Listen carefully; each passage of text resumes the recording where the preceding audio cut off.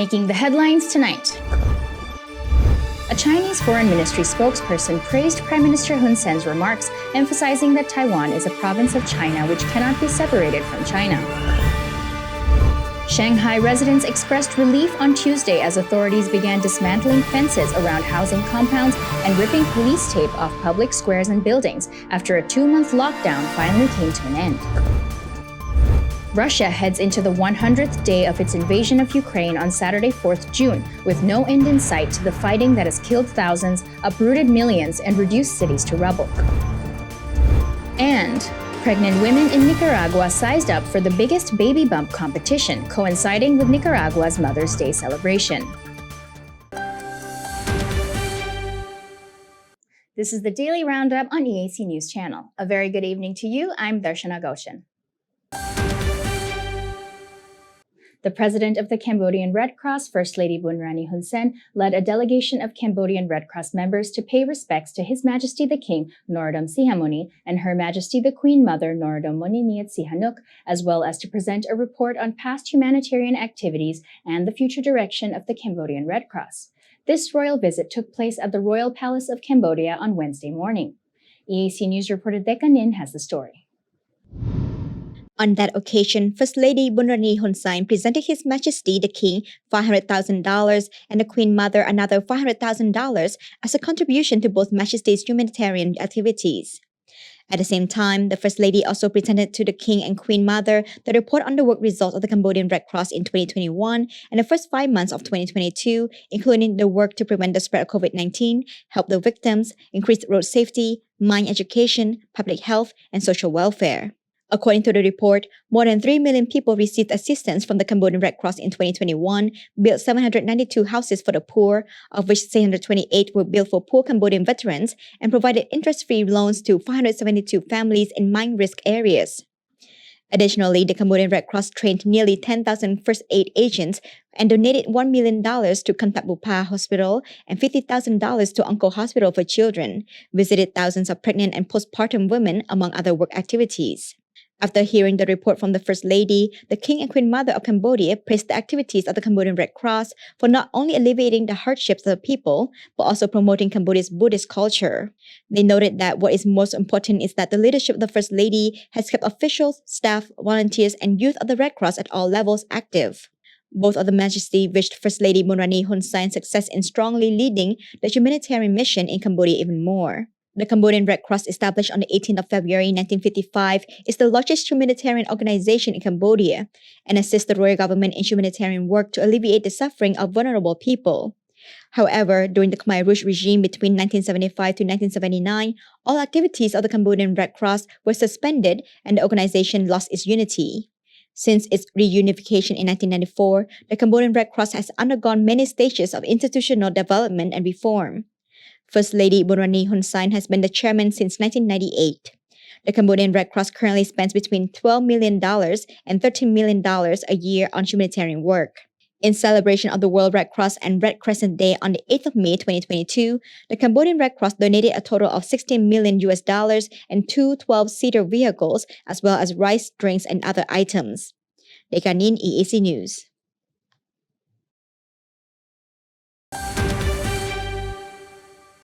Chinese Foreign Ministry spokesperson Zhao Lijian has praised Prime Minister Hun Sen's remarks, emphasizing that Taiwan is a province of China which cannot be separated. He made this remark during a regular press conference at the Chinese Foreign Ministry on Monday, 30th May. Spokesperson Zhao Lijian told a news conference there is only one China in the world. Taiwan is part of China, and the government of the Republic of China is the only legitimate government representing the whole of China. He further continued to say that this is the consensus of the international community, and that the Taiwan issue is purely a Chinese internal affair that does not allow for foreign interference. He added that defending national sovereignty and territorial integrity, anti-division, and achieving national unification is China's justifiable cause, a matter which he says will continue to receive understanding and support from the international community, including Cambodia. The spokesperson's remarks came just days after the 2022 ASEAN chair, Prime Minister Hun Sen, spoke at a press conference for the 27th International Conference on the Future of Asia on Friday, 27th May, and said that the case of Taiwan is different from the case of Ukraine, as while Ukraine is an independent country, Taiwan is considered by many, including the United States, as a province of China. He said that China is not stupid to the level of shedding their own blood, as long as Taiwan does not declare independence and no country invades Taiwan. គឺតាំងពីឆ្នាំ1949រហូតមកពេលនេះតើមានដែលឃើញចិនប្រើប្រាស់កម្លាំងទៅលើតៃវ៉ាន់ឬអត់ប្រទេសទាំងឡាយគួរតែធ្វើការគោរពទៅដល់ឯករាជ្យភាពនិងអធិបតេយ្យភាព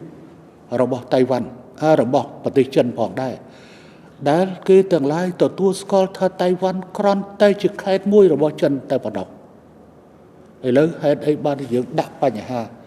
លើកបញ្ហាប្រៀបធៀបចិននិងតៃវ៉ាន់ទៅប្រៀបធៀបរវាងរុស្ស៊ីនិងអ៊ុយក្រែននេះជាបញ្ហាដែលខ្ញុំមិនយល់ស្រ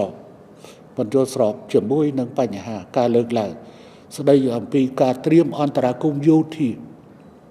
He reminded ASEAN partners both inside and outside the region to give serious consideration to actions that could endanger China's national sovereignty. The ASEAN chair's remarks came just 4 days after U.S. President Joe Biden announced during a Quad meeting that he would use force to defend Taiwan if Taiwan was attacked by China.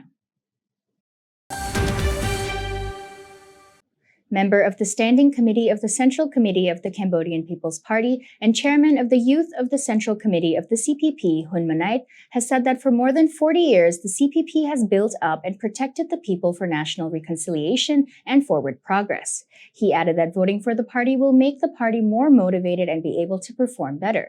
These remarks were made during a meeting with the Tabong Khmum Provincial Party Youth Working Group on Wednesday, 1st June. Addressing more than 2,000 party youths, Hun Manait spoke of the royal government's success in the fight against COVID-19 with the participation of the people, and said he hoped that the party would have the support of the majority of the people in the 2022 Commune District Council elections, as well as the national elections of 2023. He said that this is so that the party can continue to carry the responsibility of serving national defense and the people to allow Cambodians to live in peace, happiness, and security under the umbrella of social, economic, and political stability, and with opportunities available for continuous development.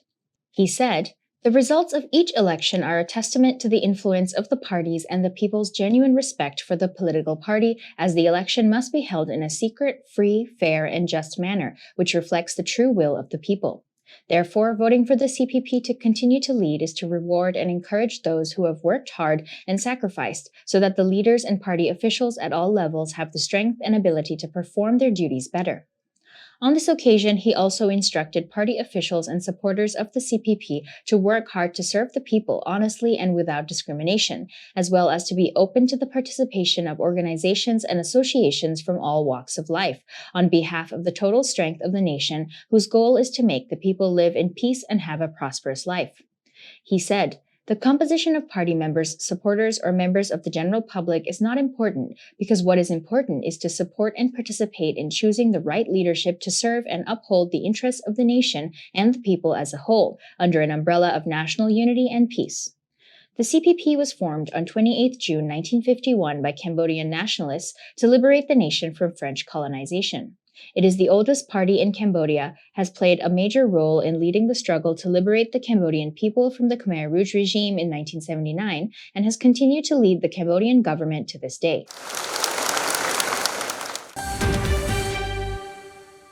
The youngest member of parliament, Hun Mani, has said that taking care of children is an investment for the future, as well as the responsibility of everyone in society. Hun Mani wrote this remark in a post made on his personal Facebook page on Wednesday morning, 1st June, coinciding with International Children's Day. EAC News reporter Becca Nin has more. Hun Mani stated that in his more than 40 years of life, while he did not go through the Khmer Rouge regime, the clashes between the Khmer Rouge and the government in 1997, or the events of the 2008 to 2012 war over the Previhir region, he did experience the crisis that affected and continues to affect all aspects of Cambodia, the crisis of COVID-19 pandemic. He added that the pandemic has affected Cambodia in terms of public health for all families, the general daily lives of people in the country, as well as the national economy. Seeing this crisis, the Cambodian government has introduced emergency response measures to ensure the protection of the health of the people and children until now, which has allowed Cambodia to fully reopen, and students across the country have been able to once again attend school in person. He wrote, "We strive today for a better future for all of our children. Taking care of children is an investment for the right future because this is our responsibility. This is the tradition of the Cambodian People's Party."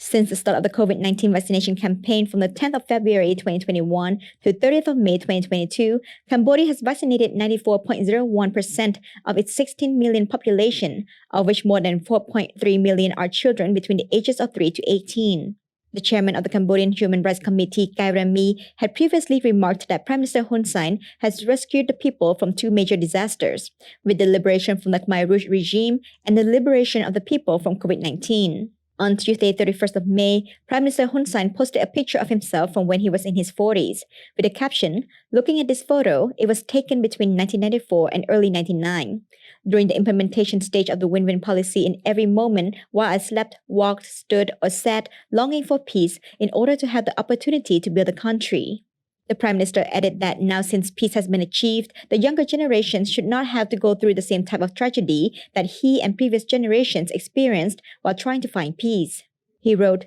"Do not wait for war to shout that you love peace when it is too late to save, as it is in Ukraine." For more than 23 years, Cambodia has achieved peace and national reconciliation with full national unity and one government, which has benefited from the win-win policy of Prime Minister Hun Sen since 1998. Achieving complete peace has given the royal government enough opportunities to develop the country to this day. The Prime Minister often states that he would not allow Cambodia to fall into a state of war as before, declaring that at any cost, peace must be maintained. Dekanin, EAC News.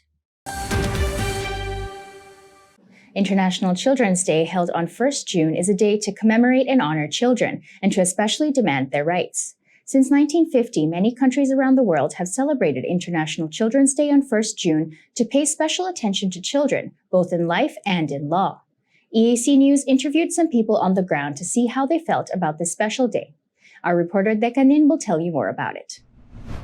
Like other countries around the world, Cambodia also celebrates International Children's Day on the 1st of June every year. And the general public, including both students and parents, are pleased that children in Cambodia have the right to survive, right to education, and are cared for by the law. A saleswoman in Phnom Penh, Chon Sroh, said that she is happy that the children are now studying and have schools, hospitals, and all kinds of new things compared to her time, which was very different.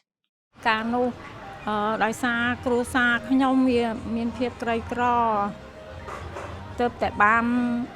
មានទន្លើថ្មីមកដូច្នេះខ្ញុំមិនទាន់មានបានអ្វីទាំងអស់ដោយសារពុកម្ដាយក្រពេកមិនអាចឲ្យកូនទៅរៀនសូត្របានទេដល់សប្តាហ៍ថ្ងៃនេះហើយខ្ញុំក៏ត្រីអដែលបានកូនក្មួយមានសាលារៀនមន្ទីរពេទ្យល្អ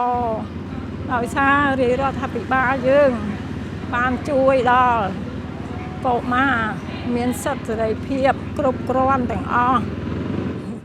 Another seller at home in Phnom Penh, Pat Sopip, similarly said that now children are able to go to good schools, unlike before. She herself did not go to high school and said that before, children were often exploited in the labor force. ឥឡូវវាជឿនលឿនអញ្ចឹងថាកូនបានរៀនសូត្រអីស្រួលបួយអញ្ចឹងមានសាលារៀនអីល្អៗគាត់បានរៀនបើជំនាន់អ៊ីពីមុនវិញអត់បានរៀនដល់ខ្ពង់ខ្ពស់ដល់ប៉ុណ្ណេះទេរៀនបានថ្នាក់ទាបដោយសេដ្ឋកិច្ចដោយគ្រួសារពិបាកពីមុនមកអញ្ចឹងឥឡូវវារៀងឥឡូវកូនអ៊ីខិតខំឲ្យកូនរៀនសូត្រឲ្យបានខ្ពង់ខ្ពស់ពីព្រោះអីកុំឲ្យកូនពិបាកដូចជំនាន់ម៉ែឪអញ្ចឹងណា A sixth grader at Rosekai Primary School, Kim Makara, said she was happy to be in school and have friends and be knowledgeable. ថ្ងៃនេះជាទិវាសិទ្ធិអន្តរជាតិសិទ្ធិកុមារខ្ញុំសប្បាយចិត្តមែនតើដែលខ្លាចជាកុមារខ្ញុំបានចូលរៀននៅសាលាបឋមសិក្សាសីកែវខ្ញុំសប្បាយចិត្តខ្ញុំបានមានមិត្តភ័ក្តិរៀនបានមានជួបជុំមិត្តភ័ក្តិបានមានចំណេះដឹងទៅថ្ងៃអនាគតហើយខ្ញុំសូមអរគុណដល់លោកគ្រូអ្នកគ្រូទាំងអស់គ្នាដែលបានជួយបង្រៀនខ្ញុំតាំងពីតូចរហូតដល់ខ្ញុំបានថ្នាក់ប៉ុណ្ណឹងខ្ញុំអរគុណខ្លាំងមែនទែនខ្ញុំសូមអរគុណប៉ាម៉ាក់ដែលកើតខ្ញុំមកឲ្យខ្ញុំបានឃើញពលឺថ្ងៃហើយបានចូលរៀនសិក្សា Meanwhile, another sixth grader, Sokliza, said she was happy that she had the opportunity to attend school and thanked the government for vaccinating people against COVID-19, giving her the opportunity to return to school in person. ខ្ញុំអរគុណដល់រាជរដ្ឋាភិបាលដែលបានបង្កើតសាលាជាច្រើននិងផ្ដល់វ៉ាក់សាំង COVID-19 ឲ្យសិស្សទាំងអស់គ្នាចាក់ដើម្បីចូលរៀនក្នុងសាលាទាំងអស់គ្នាវិញ A teacher at Risekau Primary School, Chao Sundari, said the 1st of June is a reminder to all adults who went through a period when child rights were revoked. ថ្ងៃ1មិថុនាគឺជាថ្ងៃដែលកុមារទាំងអស់គ្នាមានសិទ្ធិរស់រានក្នុងការចូលសាលារៀនទទួលការការពារពីមនុស្សធំចានឹងអាចអភិវឌ្ឍខ្លួនបានចាហើយទិវាកុមារនេះធ្វើឲ្យក្មេងគ្រប់រូបទាំងអស់អាចចូលរៀនបានគ្រប់គ្នាចាហើយបើប្រៀបធៀបពីសម័យឆ្នាំជាង1980គឺសម័យខ្ញុំពីមុនគឺក្មេងកំពុងតែស្ថិតនៅក្នុងការគៀបសង្កត់ពីមនុស្សចាស់ហើយមានអំពើហិង្សាសពបែបយ៉ាងចាអញ្ចឹងបើនិយាយពីសម័យនេះវិញគឺជាសម័យរុងរឿងចាគឺធ្វើឲ្យក្មេងទាំងអស់អាចចូលរៀនបានមិនថានៅក្នុងគ្រឹះស្ថាននៅក្នុងសាលារដ្ឋក៏ដូចជាឯកជនផងដែរក្មេងអាចមានជម្រើសគ្រប់សាលាទាំងអស់បានចាហើយក៏ថ្លែងអំណរគុណដល់រដ្ឋាភិបាលផងដែរដែលជួយអភិវឌ្ឍដល់សង្គមប្រទេសយើងឲ្យបានរីកចម្រើនតទៅថ្ងៃមុខចា Former child rights advocate and current Secretary of State for the Ministry of Social Affairs, Aimchan Makara, also celebrates International Children's Day and said he sees many changes in the government's involvement in promoting rights and protecting children in Cambodia. He said that many schools now use a new form of education that does not use violence against students and that the number of children who work at home is reduced as more children are able to develop their intelligence, access education, and increase their participation on the international stage. On International Children's Day, 1st of June, Prime Minister Hun Sen also sent a message commemorating the day and calling on all ministries and institutions to promote changes in implementation and policy at the local and national levels to increase transparency, accountability, equity, and virtue in providing services to children, as well as to continue strengthening integration to stop all forms of child abuse, especially for children who have lost parental care. Children need special protection in the public forum within a safe village and commune policy. Hence, all ministries, institutions, and authorities at all levels should continue to cooperate in an independent, neutral manner with UN agencies, development partners, national and international organizations, and so on. Cambodia is currently implementing one of the first major rights for children, the right to life through COVID-19 vaccination for children aged 3 years and above, to prevent a large-scale spread of the virus. Among the 10 members of ASEAN, Cambodia is the best-ranked country for the lowest mortality rate and infection. Dekanin EAC News. The Royal Government, National Olympic Committee of Cambodia, and Coca-Cola Company announced the FIFA World Cup Trophy Tour to Phnom Penh, Cambodia. The cup will arrive via a private jet on 15 June 2022. EAC News reporter Dekanin has more. The FIFA World Cup Trophy by Coca-Cola. The FIFA World Cup Trophy kicked off its global tour on Thursday, starting with a star-studded unveiling in Dubai. The glistening Golden Cup will visit 53 countries, including for the first time all 32 World Cup qualifying countries. The tour will enable thousands of fans to see the trophy up close and snap pictures of it. Cambodia is proud to receive the trophy on its tour around the world for the first time. Cambodia is encouraged to celebrate the World Cup competition in December 2022 in Doha, Qatar. There will be a parade from Phnom Penh Airport to the Peace Palace, where Prime Minister Hun Sen will welcome the trophy to Cambodia. Then the trophy will be available for the locals to see and take pictures at the Morodok Dakjo National Stadium. The government is encouraging all citizens, athletes, and soccer enthusiasts to join the celebration from 1 p.m. to 10 p.m. and have pride and love for this historic event for Cambodia. The original FIFA World Cup trophy is made of solid gold with a design that dates back to 1974. The famous icon can only be held by a select group of people, including former winners and heads of state. This will mark the 5th global FIFA World Cup Trophy Tour.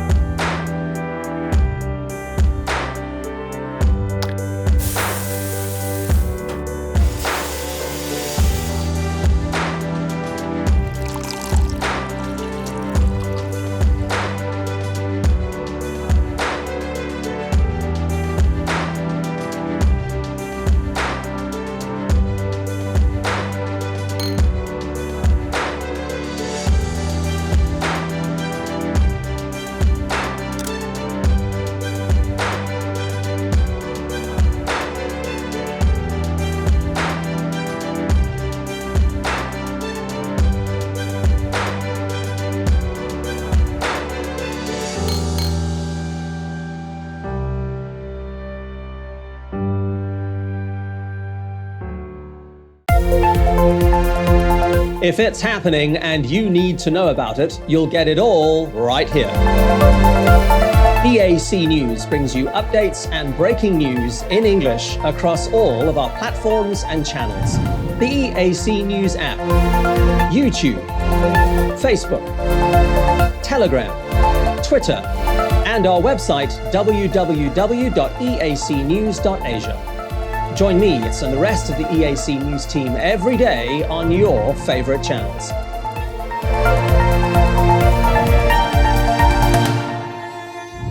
EAC News, Cambodia made clear.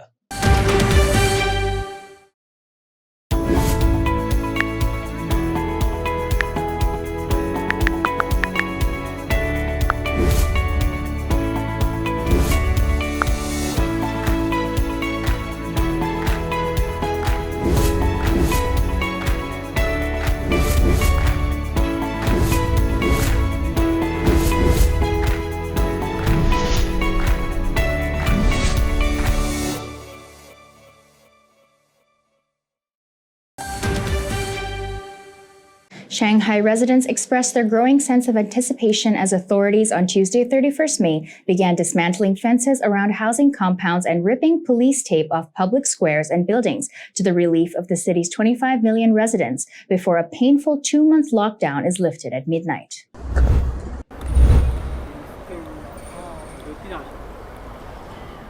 Shanghai on Tuesday announced a plan to fully restore social production and life order in an orderly manner by June, as the financial hub of China has basically brought under control the latest COVID-19 resurgence that broke out in early March. The daily increase in the number of COVID-19 cases in Shanghai has slipped to 2-digit numbers, with 29 new cases reported on Monday, said Zhong. More residents in Shanghai, a mega city of 25 million people, are now living in areas with eased restrictions as the impact of COVID-19 in the mega city is waning. Up to now, the population under closed-off management has dropped to less than 200,000, and that is the prevention areas has increased to more than 22 million. The epidemic has been effectively brought under control, and the anti-epidemic situation has continued to improve, said Zhang. Shanghai plans to fully restore social production and life order from June 1st. Before that, we have already carried out relevant stress tests in 3 districts of Fangshan, Shengshan, and Xiongming, she said. Following 2 months of frustration, despair, and economic loss, Shanghai's residents were seen on Wednesday, 1st June, buying groceries, picking out fruits, and engaging in chit-chats. Fences come down as Shanghai residents anticipate the end of lockdown at midnight. Most of Shanghai's 25 million residents can now freely leave home, return to work, use public transport, and drive their cars, a moment that for many in China's largest and most cosmopolitan city felt like it would never arrive. On Monday evening, some of the people allowed out of their compounds for brief walks strolled along commercial streets lined with malls and shopped for groceries from local markets, as a sense of anticipation for the long-awaited resumption grew among residents. Holding bags of vegetables, an elderly local who only gave her surname as Wang told Reuters that she had not stepped out of her home for 2 months. Finally at ease, I stayed at home all day and never went out. I felt sloppy, she said. Shanghai's ordeal has come to symbolize what critics say is the unsustainability of China's adherence to a zero-COVID policy that aims to cut off every infection chain at any cost, even as much of the world tries to return to normal despite ongoing infections. One of those allowed out of their compounds for brief strolls while walking her dog for the first time since the lockdown began. Many business owners were seen tidying up and cleaning their shops in preparation for businesses to resume on Wednesday. Workers installed colorful I Love Shanghai banners at a commercial district outside large shopping malls as people looked on. Yet not everyone shared the same excitement despite the buzz in the city ahead of the reopening. To be honest, I don't feel anything right now because there's nothing available, so I can only take a walk on the street. I don't feel any particular sense of freedom either, 22-year-old Li Yiyan said. The prolonged isolation has fueled public anger and rare protests inside Shanghai and battered the city's manufacturing and export-heavy economy, disrupting supply chains in China and around the world, and slowing international trade.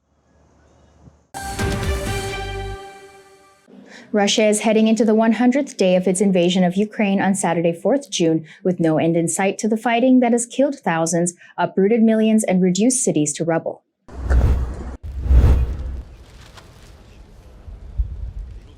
After abandoning its assault on the capital, Kyiv, Russia is pressing on the east and the south in the face of monitoring sanctions and a fierce Ukrainian counter-offensive bolstered by the Western arms. Russia invaded Ukraine on February the 24th, calling its action a special military operation to demilitarize Ukraine and to eradicate what it calls dangerous nationalists backed by the expansionist NATO military alliance. Western countries have since imposed unprecedented sanctions on Russia's corporate and financial system, backing a fight between Russia and several European countries it supplies with natural gas. Putin ordered his military command on February 27th to put Russia's defense forces and references into units and include nuclear arms on high alert, citing aggressive statements by NATO leaders and economic sanctions against Moscow. Putin said on March 3rd that Russia's military operations in Ukraine were going according to plan, and he praised its soldiers and its heroes. Putin said on March 3rd that Russia's military operations in Ukraine were going according to plan, and he praised its soldiers and heroes. Putin's televised comments seemed designed to rebuke statements by Western governments and intelligence agencies that Russia campaigned has stumbled in the face of logistic problems, technical mistakes, and fiercer than expected resistance from Ukraine. Putin said on March 11th that there had been some progress in Moscow's talks with Ukraine, but provided no details. There are certain positive shifts, negotiations on our side, tell me. Putin said in a meeting with his Belarusian counterpart, Alexander Lukashenko, added that talks continue, particularly on a daily basis. Putin did not elaborate, but said it was televised remarks that he will go into more detail with Lukashenko. Putin said on March 16th that Russia was ready to discuss Ukraine's neutral status in talks aimed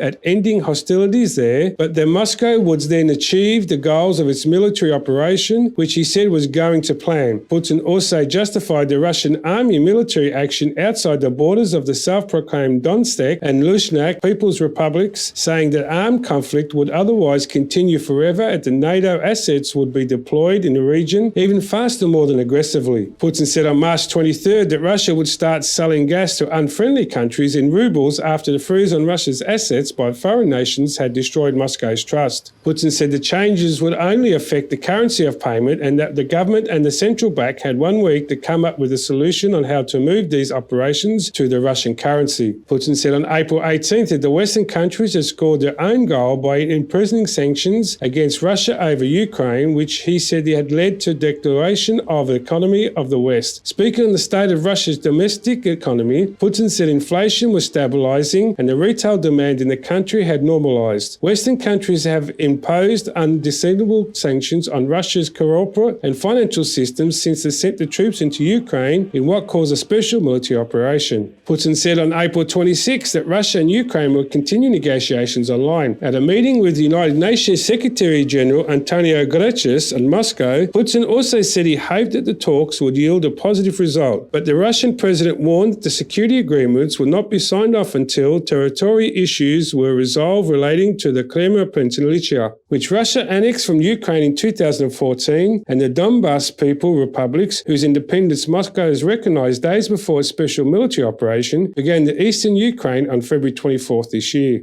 Putin warned on April 27th, that any countries attempting to interfere with Ukraine would face lightning-fast response from Russia and said all decisions on how Moscow would react in the situation had already been taken. Addressing lawmakers in St. Petersburg, Putin said the West wanted to cut Russia into different pieces and accused of pushing Ukraine into conflict with Russia. Putin also told lawmakers that the Russian ruble, banking system, transport sector and economy as a whole had withstood sanctions imposed against Moscow and vowed to respond to attempts to isolate Russia. Addressing mass ranks of services personnel on Red Square on the 77th anniversary of victory over Nazi Germany on May 9th, Putin commanded that he record external threats to weaken the split Russia and repeated familiar arguments that he would use to justify Russia's invasion, that NATO was creating threats right next to its borders. He directly addressed soldiers fighting in the Donbas region of eastern Ukraine, which Russia has pledged to liberate from Kyiv's control. But the 11th minute speech on the 75th of the invasion was largely noted for what he did not say. He did not mention Ukraine by name, gave no assessment of progress in the war and offered no indication of how long it might continue. Russian President Vladimir Putin took on part of an Immortal Regiment memorial march on Red Square on May 9th. The Russian leader walked in the head of the procession carrying a portrait of his father who fought in World War II, defending the city of St. Petersburg, then called Leningrad. He later laid wreaths and observed a minute's silence at the memorial's flame to the unknown soldier next to the Kremlin walls. President Vladimir Putin warned on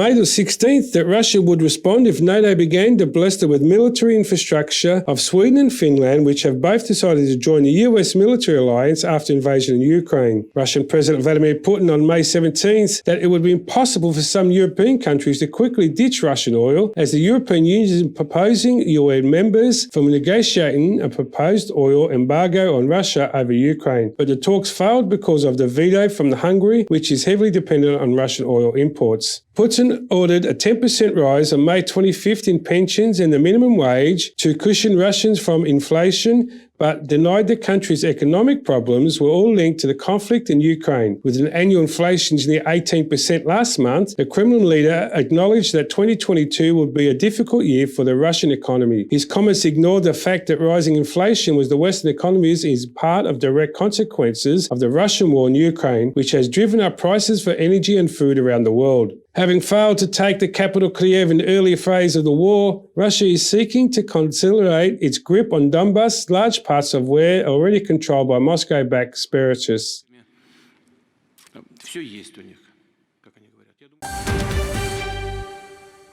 A Ukrainian court sentenced 2 captured Russian soldiers to 11.5 years in jail on Tuesday, 31st May, for shelling a town in eastern Ukraine, the second war crimes verdict since the start of Russia's invasion in February.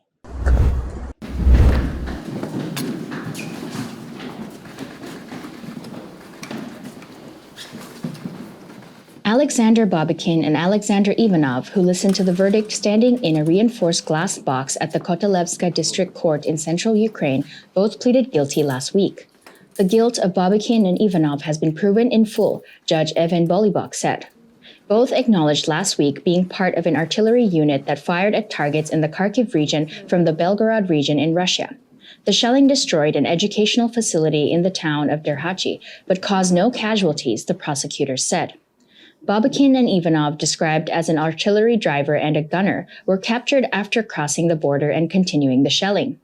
Prosecutors had asked the court to jail the Russian servicemen for 12 years, while the defense asked for leniency, saying the 2 soldiers had been following orders and repented. 18th May, a 21-year-old Russian soldier, Vadim Shishimarin, had pleaded guilty to killing an unarmed civilian in the first war crimes trial in Ukraine since the war started. He was found guilty and jailed for life. At the moment, Ukraine is preparing cases against 41 Russian soldiers for offenses including killing civilians, rape, bombing civilian infrastructure, and looting. Ukraine says it has identified more than 10,000 possible war crimes. However, the Russian government denies it has been targeting civilians.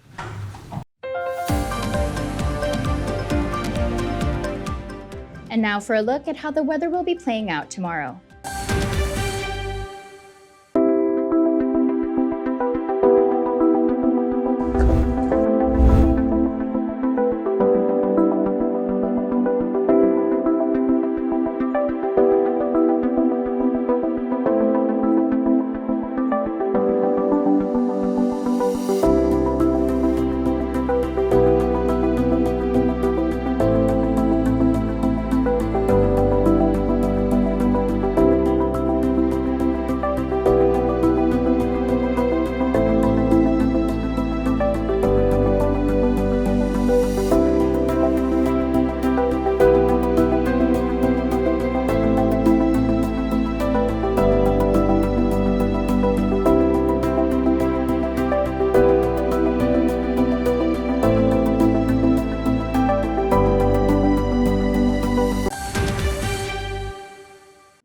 And finally, pregnant women sized up for the biggest baby bump competition in Nicaragua's capital, Managua, on Monday. The competition was organized by a local radio station and saw 19 entries. The event coincides with Nicaragua's Mother's Day celebration.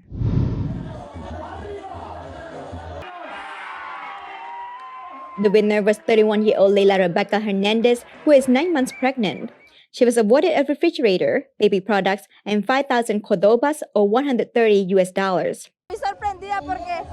como dice el Nica, lo hice por seguir la corriente. Porque una vecina siempre me ha dicho que tengo una gran panza, entonces ella fue la que me llevó con la...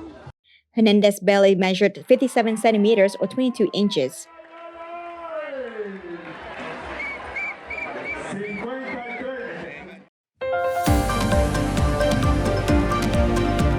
Thank you for watching the Daily Roundup on EAC News Channel. For more breaking news and updates, you can check out our website, eacnews.asia, or search EAC News on Smart TV, Telegram, or at your favorite app store. More from the EAC News team tomorrow night at 8 p.m. We will see you then.